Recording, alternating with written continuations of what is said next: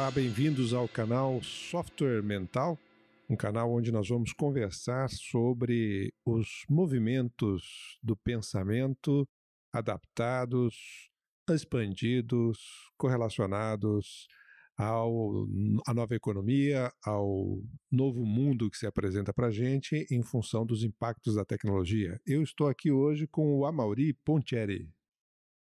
Exatamente, estamos aqui para conversar um pouco sobre mudanças de paradigmas, sobre o que leva a gente a estruturar nosso pensamento, algumas coisas que a gente normalmente não costuma pensar, mas que é pano de fundo para qualquer atividade que a gente for fazer, para qualquer condição que a gente for trabalhar, ou estudar, ou fazer qualquer outro tipo de atividade.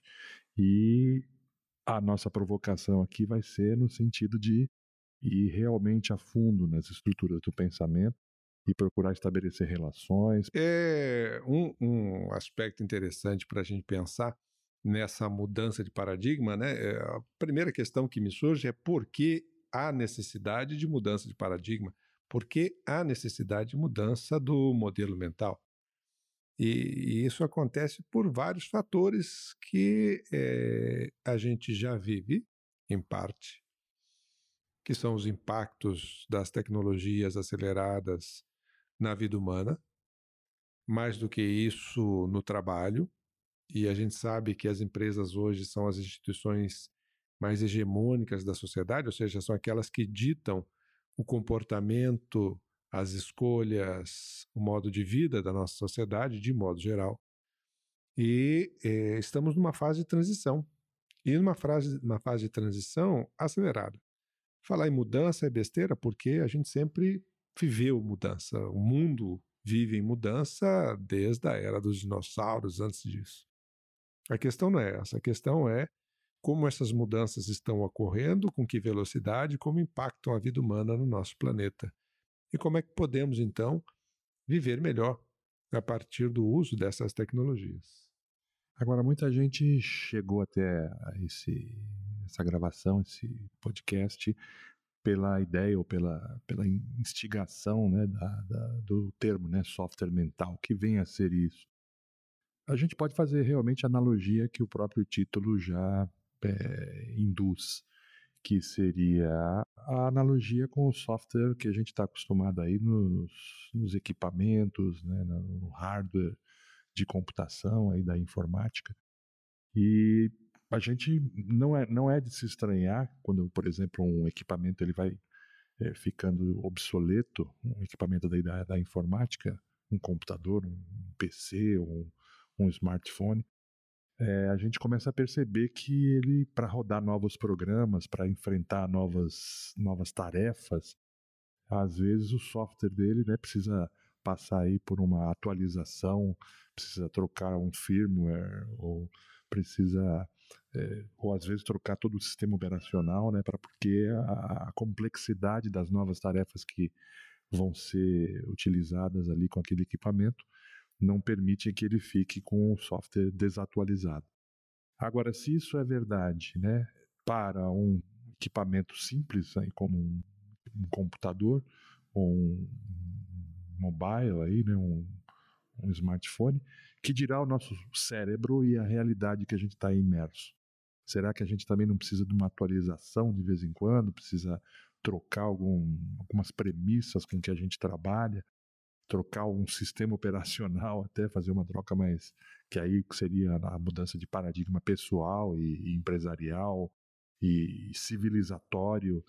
Tudo isso aí são as provocações que nós vamos fazer a partir de agora aqui com os nossos programas aqui, com as nossas gravações. É curioso a gente pensar que nós, como seres humanos, pensamos sempre a partir de algum sistema de referência. Qualquer que seja a cultura, qualquer que seja a religião, qualquer que seja a região do planeta, o ser humano ele funciona, pensa por um sistema de referências. Esse sistema de referências é a teoria que a pessoa utiliza para se relacionar com o mundo, consigo mesmo, com os outros, com as suas atividades, com os seus próprios pensamentos. E isso que o Amaury está colocando é justamente essa necessidade de haver essa ampliação do sistema de referência. Cada vez que eu aprendo alguma coisa nova, eu estou expandindo o meu sistema de referência. Cada vez que eu visito um novo país, ou uma nova cultura, ou uma nova ideia, eu estou expandindo o meu sistema de referência. A questão, então, fundamental que nos chega é se esse sistema de referência que eu utilizo hoje está caminhando em consonância com as mudanças que a gente vê trazidas aí, por exemplo, pelas tecnologias aceleradas. Então, o meu jeito de pensar, ele ainda está contemporâneo, a minha forma de entender o mundo, as relações, ela está contemporânea, eu estou conseguindo me adaptar ou até mesmo me antecipar a essas mudanças? Essa é uma questão interessante para a gente começar a pensar a importância dessa atualização do software mental que o Amaury bem colocou aí. Tem também a questão da pessoa sentir uma certa ansiedade difusa, né? E isso também é falado aí por diversos teóricos aí que se debruçam aí sobre a chamada economia da atenção, da pessoa não conseguir abarcar toda a complexidade da sociedade que ela está vivendo hoje e ela não sabe às vezes nem por onde começar, né? E uma primeira orientação aí é a pessoa observar que, na verdade, ninguém esteve preparado para isso. Ninguém está preparado para essa era que a gente vive. Então, é um primeiro movimento para começar a retirar a ansiedade e começar a trabalhar de uma maneira mais produtiva. Porque se você vai realmente querer abarcar tudo, não tem condições. Hoje inclusive, existe uma sigla, né, que é FOMO, Fear of Missing Out, o medo generalizado de que eu estou ficando para trás, o medo generalizado de que está acontecendo alguma coisa importante em algum lugar e eu não estou sabendo o que está acontecendo. E essa sensação, esse medo, né, ele traz essa sensação de ansiedade justamente em função de eu ter a impressão de que não estou conseguindo acompanhar o ritmo das mudanças, as tendências e as informações que surgem. Só que isso realmente é impossível hoje, né? Algumas pesquisas mostram que a quantidade de conteúdo, por exemplo, produzida em 2017, ela é maior do que o conteúdo produzido em toda a história da humanidade, incluindo 2016 para trás. Então, o crescimento exponencial dessa geração de conteúdo torna absolutamente impossível a qualquer ser humano acompanhar as novas informações que surgem em todos os cantos do planeta a cada minuto. Exatamente. E então o desafio é você tirar a ansiedade de um patamar que seja patológico e que esteja te atrapalhando e colocar ela num patamar que seja funcional. Ou seja, bom, eu vou, claro, não posso também desistir, né? Falar assim, não, agora já que eu não acompanho nada mesmo, vou jogar tudo pro alto. Vou virar um tatu. Vou virar um tatu, um ermitão, né? Não é esse o caso, mas você pode, na verdade, trabalhar o seu discernimento, você pode trabalhar a sua seletividade, você pode trabalhar como você vai alocar os seus recursos pessoais. E isso é muito discutido, por exemplo, no próprio universo empresarial. Né? É mais discutido.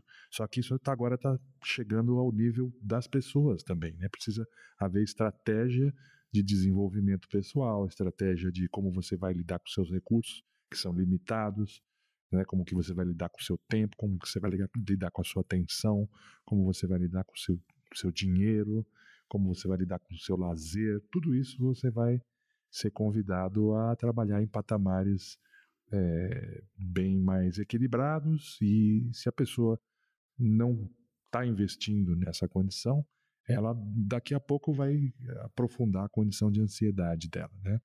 E vai gerar a chamada crise, que pode ser uma crise também de crescimento ou pode ser uma crise de sofrimento. Aí vai depender de como que a pessoa, o contexto emocional, de como é que ela vai lidar com aquilo. Então, uma questão que nos surge nesse momento é justamente, ou a primeira grande questão é o que vai mudar e o que não vai mudar nos próximos anos. Então, por exemplo, se você se referir à tecnologia ou aos avanços da tecnologia, praticamente quase tudo vai mudar. No que diga respeito ao aspecto físico, por exemplo, tecnologias ligadas à biologia, tecnologias ligadas ao sistema financeiro, tecnologias ligadas ao sistema político, tecnologias ligadas ao processo social. Isso, todas elas, então, realmente trazem mudanças e mudanças no estilo de vida e na realidade objetiva, vamos dizer assim. Entretanto, isso precisa ser conciliado com alguns aspectos humanos, típicos do ser humano, típicos da nossa característica como sapiens, né? Em que certas coisas, por exemplo, elas continuam existindo há milênios. Então, as angústias humanas, as dificuldades de adaptação, as questões de relações interpessoais, a qualidade dessas relações interpessoais. Storytelling, né? Assim, a nossa vocação de contar e ouvir histórias. Né? Exatamente, e que tanto nos atrai, né? Esse interesse, essa curiosidade, porque elas dizem respeito à essência da vida, que essa essência em si, ela não muda pelas novas tecnologias, né? As fomes, vamos dizer assim, do ser humano, fome intelectual, fome afetiva, a fome de relacionamento, a fome de conhecimento, de alguma forma, ela continua existindo, vem existindo há milênios e nada indica que isso vá mudar num período de tempo à frente. Exatamente, e ainda quando se descortina aí novos cenários e possibilidades de aprendizagem, de conhecimento, de curiosidade mesmo, eu acho que isso aí até agrava, né? Porque a pessoa, nosso tempo de vida mesmo, não precisa nem então ir para trás. A gente, quando, há uns anos, algumas décadas atrás, tinham à disposição uma quantidade muito pequena de fontes de informação, que já era maior que o que havia antes, né? Mas se você comparar com agora, você tem possibilidades de obtenção de conhecimento, de informação de todos os lados. Né? Isso aí acabou ficando uma marca da nossa sociedade. E você, se a pessoa se encanta com isso, ela quer aprender de tudo, ela quer conhecer as coisas, ela quer saber de novas fontes de informação, saber de novas culturas, de novos jeitos de fazer as mesmas coisas que já eram feitas há décadas. Né? Então, para tudo existe técnica, para tudo existe informação, para tudo existe descobertas novas a cada dia. E a pessoa ela pode então se encantar com isso e ficar realmente percebendo que nós vivemos aí numa era de conhecimento e isso aí só tende a crescer. Né? Então esse é o bonde, ou esse é o trem, ou o trem-bala, né, que a gente pode pegar a partir de agora. Né? E esse conhecimento ele tem dois canais, né, ou duas vias, fundamentalmente. A primeira via é aquela que vem de fora para dentro, ou seja, a informação que chega até mim, que me faz pensar, que me faz refletir, que me faz criar novas associações de ideias, que me faz então expandir o meu nível de conhecimento sobre alguma coisa e com o qual inevitavelmente eu correlaciono com outros aspectos da vida, ou da minha vida, ou da vida das pessoas. E a segunda fonte é justamente aquela informação, então, que a partir dessa recepção e desse processamento eu externalizo. Como a gente sabe, ninguém pode dar o que não tem. Essa troca, então, ela se torna essencial, essa troca de informação de dentro para fora, de fora para dentro, é essencial para que justamente alguma coisa se modifique para melhor na nossa vida, no nosso sistema de vida, nas relações que estabelecemos, a qualidade das relações que estabelecemos. E é precisamente aí, Luciano, que a gente pode fazer, né, chamar a atenção de quem está ouvindo para esse conceito de software mental que dá nome até ao projeto aqui. Ao entrar esses inputs todos, esses estímulos todos de conhecimento e de informação, com a maneira como a pessoa vai processar isso e vai dar depois a devolutiva para o ambiente, é determinado principalmente pelo software mental que ela apresenta. Né? Então, por exemplo, vamos dar um exemplo aqui para ajudar a pessoa a realmente ter essa auto-percepção. eu posso ter uma série de informações chegando que são conflitivas com a minha experiência anterior. E eu posso estar resistente a isso e fazer uma decodificação daquilo de tal maneira distorcendo o que chega para ratificar um comportamento meu que eu tenho arraigado, por exemplo. E aí eu não vou querer, não estou interessado, eu vou usar aquela informação para validar alguma coisa que eu não quero mudar, por exemplo. Perfeito. E aí devolvo falando, ó, tá vendo? Isso aqui que foi falado, que me foi dito, na verdade está ratificando. E a outra pessoa que está do lado fala, não, mas não tem nada a ver uma coisa com a outra. Pelo contrário, é conflitivo, é contraditório, mas o software da pessoa transformou de tal maneira, e aí entra o papel das emoções, que a gente vai falar muito aí, né, nos próximos programas, que vai distorcer, ou vai dar o seu... Não é distorcer, pode não ser uma distorção, mas pode ser dar o tom, né, fazer a modulação daquilo que foi recebido e devolve de uma outra forma completamente diferente. Essa capacidade de absorver, de trabalhar essas informações e ao mesmo tempo perceber a sua própria atuação e os resultados dessas ações que é um X da questão importante para a gente pensar, né? E que nos traz essa noção, às vezes, de melhor adaptação ou pior adaptação a um determinado cenário, a um determinado contexto. A minha velocidade de trabalhar os inputs, de absorver esses inputs e de eu, então, externalizar uma resposta dentro de um determinado contexto, seja no trabalho, seja na minha casa, seja na minha vida social, que ele faça de fato uma agregação de valor, um bem-estar, porque fundamentalmente o que nos torna parte de alguma coisa é quando a gente consegue interagir positivamente com o meio que a gente está e a gente se sente bem fazendo isso e as pessoas também se sentem bem fazendo isso, né? Nós como pessoas, ou como raça, vamos dizer assim, nós somos um bicho que vive em bando, nós somos um bicho social, nós somos um bicho que vive em grupo. Então eu não posso me isolar do grupo para que eu sinta bem e eu não consigo, ao mesmo tempo, viver apenas em função do grupo. Há que haver uma interdependência entre aquilo que me gera bem-estar e aquilo que gera bem-estar do grupo. Aquilo que eu emito em termos de informação e o feedback que eu recebo dos grupos com os quais eu interajo sobre a qualidade dessa informação e dessa interação. A gente chama isso de contextualização, né? Eu estou contextualizado nesse grupo, o que eu falo, o que eu ajo, o que eu faço traz algum impacto positivo para esse grupo ou traz algum impacto ruim para esse grupo, né? Eu preciso, então, necessariamente avaliar, né, essa qualidade dessa minha interação aí com o grupo, né?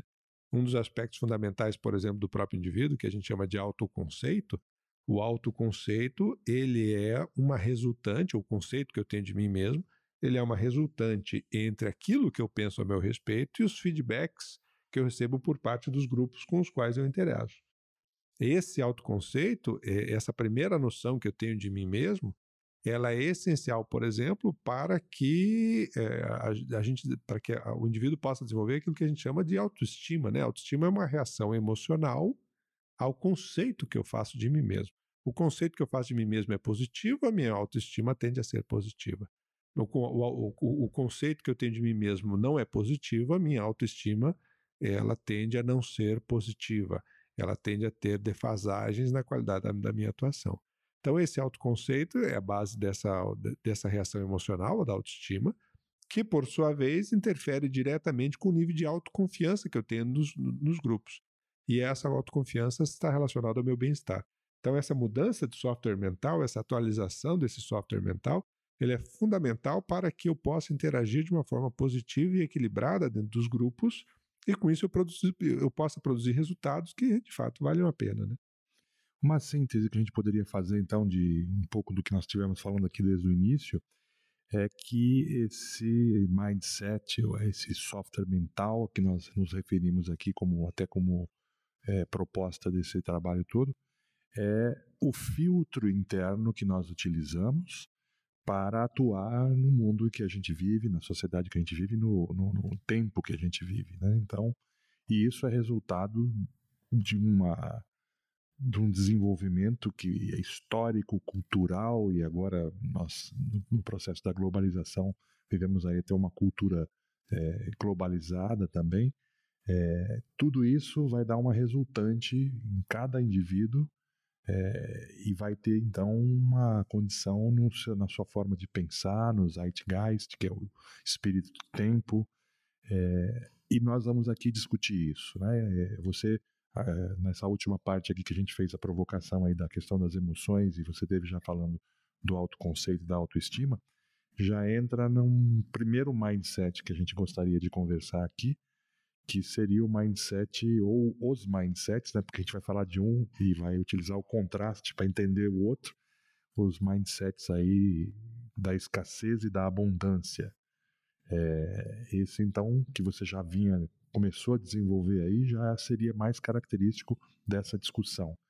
E é uma primeira proposta que a gente gostaria de fazer também, né? Falar um pouco sobre o primeiro mindset aqui, o número 0 que a gente vai falar aqui, é justamente o mindsettings, né? Que a gente pode falar, é a transição de uma mentalidade voltada aí para a escassez, uma mentalidade linear que tem um componente histórico e cultural aí do passado bem forte, e um novo mindset, que é o mindset da abundância, ou exponencial, ou para o crescimento, que é o que nós estamos agora observando que está pouco a pouco se instalando aí na nossa civilização, né?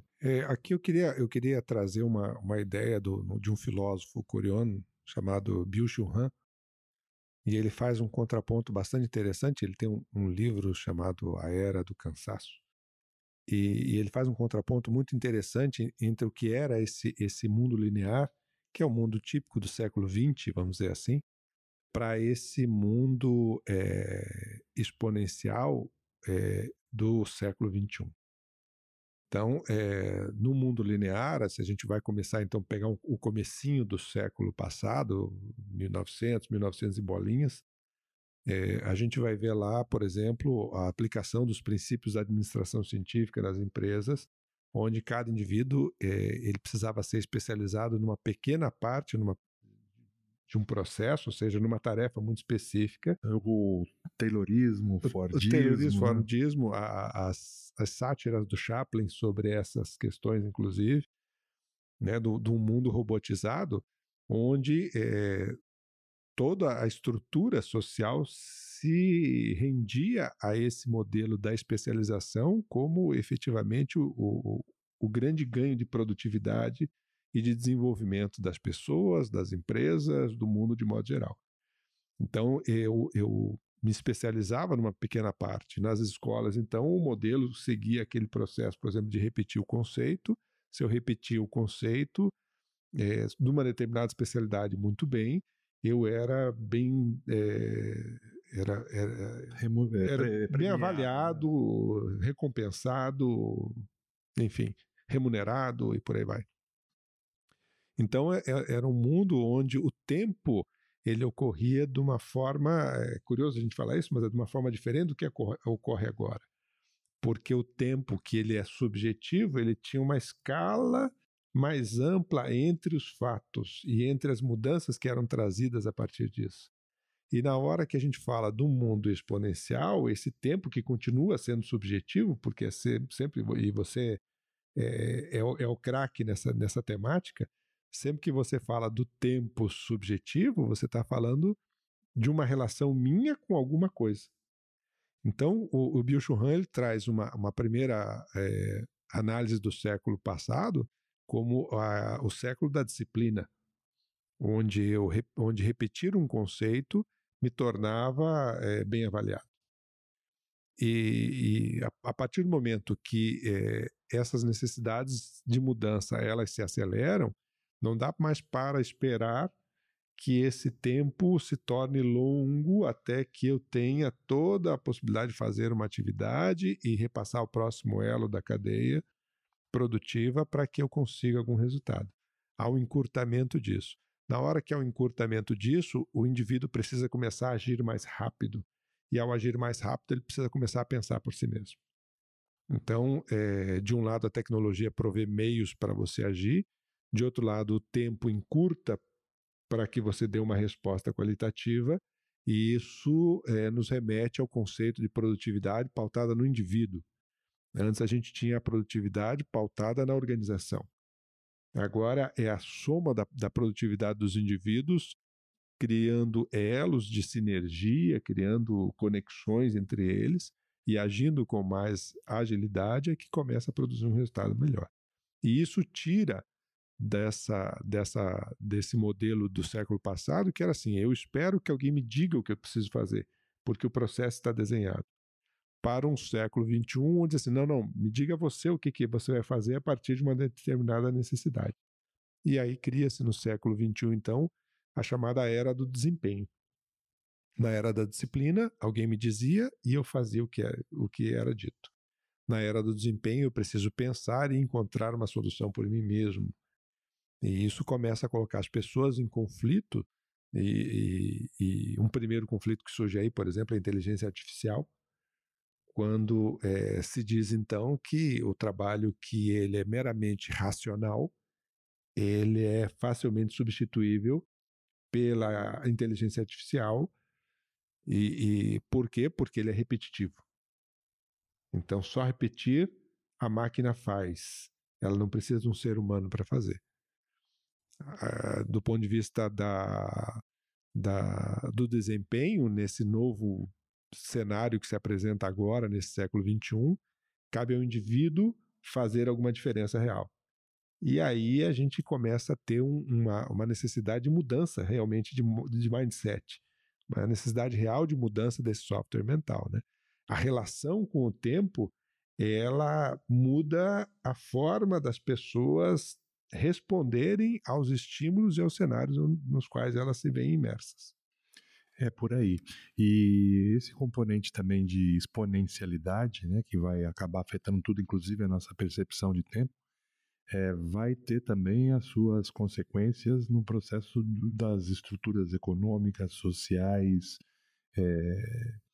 até da forma como a gente aprende, tudo vai ser impactado, porque de repente as certezas que você tinha e às vezes o conhecimento que você adquiria, ele era válido por um bom tempo, às vezes por uma vida inteira, e hoje isso já não é assim. Quer dizer, o conhecimento que eu tenho, por mais que ele seja útil, válido, ele acaba sendo provisório, porque daqui a pouco vai surgir alguma informação complementar ou alguma informação que vai revalidar ou até inutilizar aquela informação que eu tenho. E aí as profissões, muitas profissões acabam entrando em risco, acabam entrando em crise, ou desaparecendo simplesmente, né?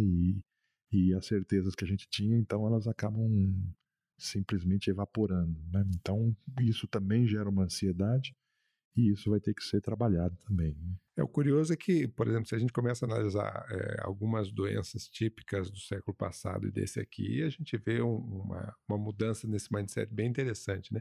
Um problema muito comum da economia linear é a chamada LER, lesão por esforço repetitivo. Ou seja, o camarada que ele faz toda vez a mesma coisa num determinado movimento mecânico e causa um desgaste físico, uma lesão física por um esforço repetitivo. E esse indivíduo hoje ele é substituído por uma máquina que vai fazer isso com maior eficiência, menos chance de erro e sem causar lesão humana, né? Em contrapartida, o indivíduo precisa ser mais criativo, e falar que o indivíduo precisa ser mais criativo não resolve o problema de ninguém. Porque o problema não é eu saber que eu preciso ser criativo, o problema é como eu faço isso. No que é que eu me agarro? Aonde que eu vou buscar algum tipo de forma de ser e de pensar que eu consiga, então, sair da caixa, como o povo diz? Que citar alguma coisa é fácil, me dá o caminho.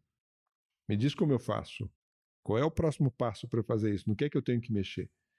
E aí, inevitavelmente, o indivíduo tem que olhar para dentro e tem que olhar como é que ele se relaciona com as coisas, como é que ele pensa as coisas, qual é a estrutura mental dele que favorece ele a ser mais criativo ou menos criativo. Ou seja, o indivíduo necessariamente, nesse século do desempenho, precisa olhar para si, precisa olhar para dentro, precisa olhar para o seu modelo mental e precisa estar disposto a mudar o modelo mental. Já não é mais alguém me dizendo o que eu preciso fazer. Eu realmente preciso reestruturar a minha forma de lidar com as coisas para eu me preparar para esse novo cenário. E isso traz uma mudança significativa, né? O Jung falava que as pessoas fazem tudo que é possível para não olhar para si. Quanto mais elas conseguem se distrair com o externo, melhor. E a gente vai precisar, nesse novo século, começar a olhar para si, porque nada é mais intrapessoal do que o seu modelo mental, né? Exatamente.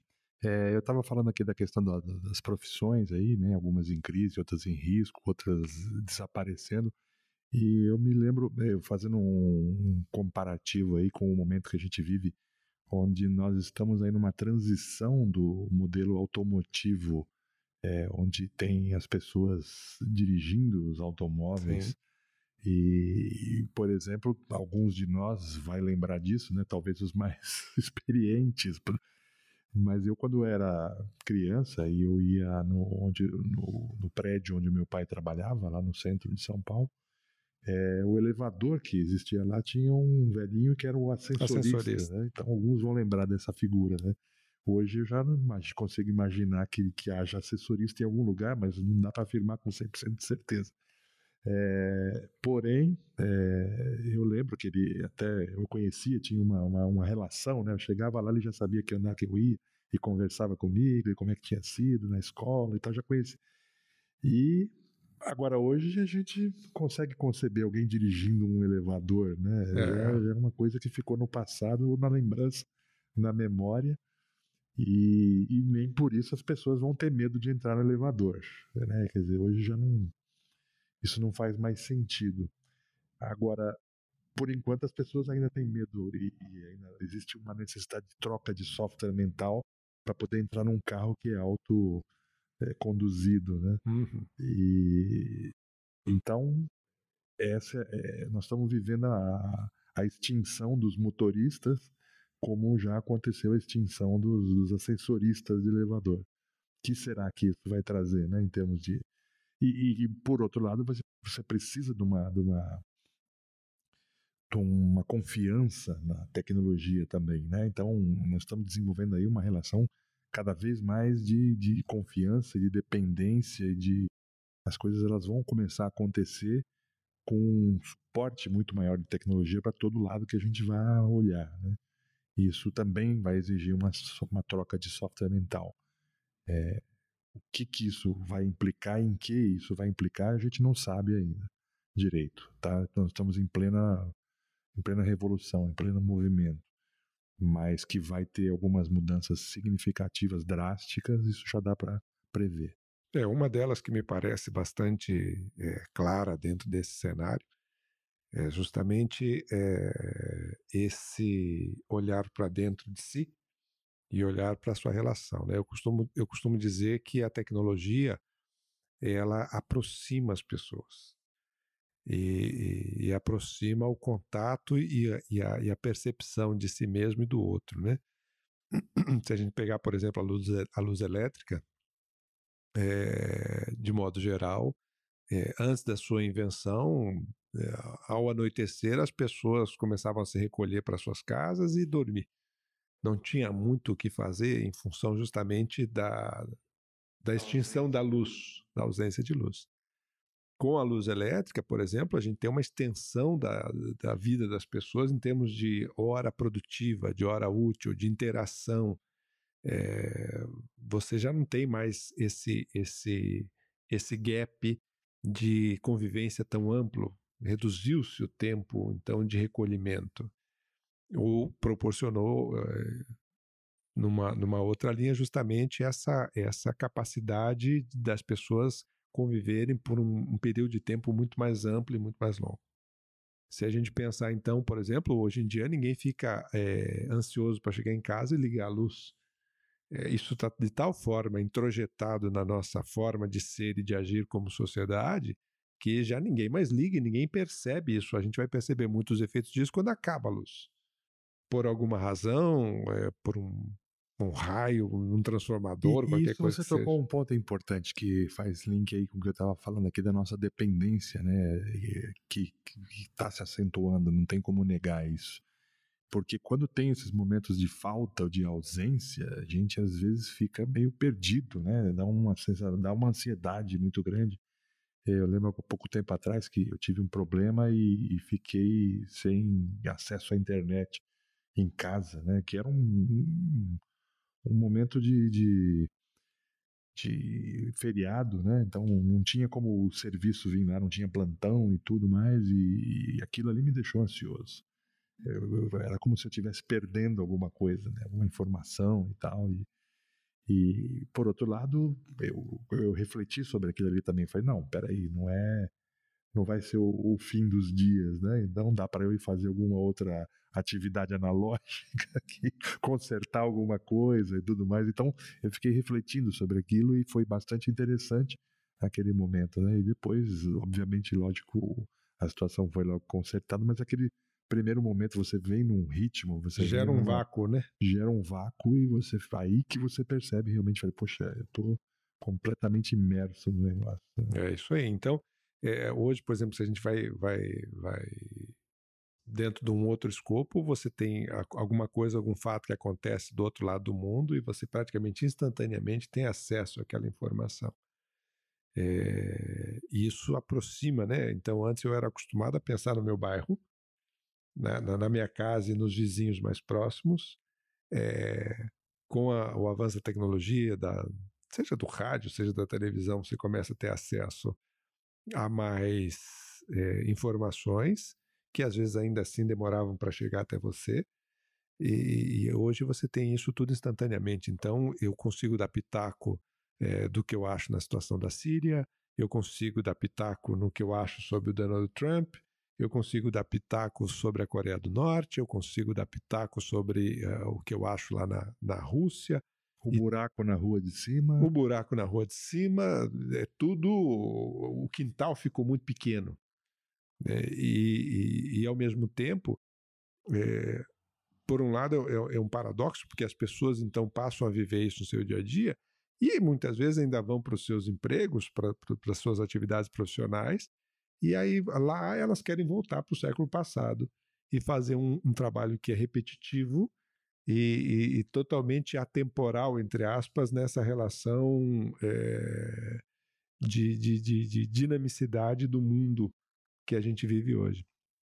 Então a tecnologia ela traz uma proximidade maior e cada vez mais então ela faz com que o indivíduo tenha que olhar para si, tenha que pensar com um nível de autonomia maior, tenha que buscar experiências que ele possa expandir mais a sua visão de mundo e as suas necessidades, tem que saber se posicionar melhor nos diferentes contextos, precisa criar uma relação mais qualitativa com os outros e precisa ser mais criativo para buscar resolver os problemas com os quais ele lida.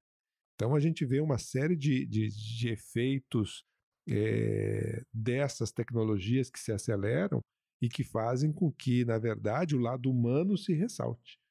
O valor do humano se ressalte. Né? Eu assisti uma palestra esse ano em São Paulo e o palestrante, a pergunta para o palestrante que estava falando sobre inteligência artificial é qual é a diferença, então, no que o humano se diferencia dentro desse cenário. E ele diz assim, ele se diferencia pelo fato dele ser humano, pelas características que o tornam humano e que a máquina não consegue ter. A máquina faz uma tarefa definida, repetitiva, mas o que é o humano da história, isso a máquina não consegue dar. E é esse lado que se ressalta, então, com essas mudanças de base tecnológica. Tem uma discussão muito interessante que é a questão da exploração espacial, né? É exatamente isso que você está colocando, que diz, e a discussão é justamente essa, nós temos condições hoje de mandar equipamentos, sondas e naves robotizadas e com inteligência artificial para vários locais aí do universo, mais próximos, ou até tem projetos para mandar mais distantes mesmo. E por outro lado, tem também aquela ideia de que o homem deve ir, ou seja, as viagens tripuladas também. Mas para você fazer uma viagem tripulada, o grau de complexidade é gigantesco, né? Quer dizer, não conseguiram resolver ainda nem a questão da fragilidade da vida humana no espaço, que a pessoa ela é submetida a radiações, por exemplo, que ela fica doente e não tem como ir muito distante ou sem muita proteção. E aí fica aquela discussão: devemos fazer a conquista espacial, a exploração espacial só com as naves robotizadas, automatizadas e com inteligência artificial, ou realmente precisa da presença humana nesses locais, nesses sítios aí? E uns defendem um tipo de coisa, outros defendem outro, e tem aqueles que falam também que vai haver talvez uma síntese, quer dizer, a melhor exploração espacial é a que envolve a presença das duas realidades, a humana e a tecnológica. E, por outro lado, a gente pode também estar simplificando a questão, porque daqui a pouco pode ser que essas duas vertentes, elas, na verdade, se fundam, né? E aí você vai ter o ser humano tecnológico ou a tecnologia já com componentes humanos, e a gente não consegue ver aonde é que isso vai desembocar, né? E, Amaury, e veja então como esse exemplo que você traz, ele exemplifica a questão que eu falei, que o meu quintal diminuiu. Porque então o planeta já não é mais o foco da atenção. Outros planetas começam a entrar, então a exploração espacial ela começa a ser uma realidade que já não é mais prerrogativa do governo A ou do governo B. Há iniciativas privadas, e mais de uma, já buscando essa exploração. Então a gente tem lá o Elon Musk lá com a SpaceX procurando fazer viagem tripulada a Marte. Você tem lá o Richard Branson, a Virgin Galactic, você tem lá o Jeff Bezos, que está entrando nessa. Então,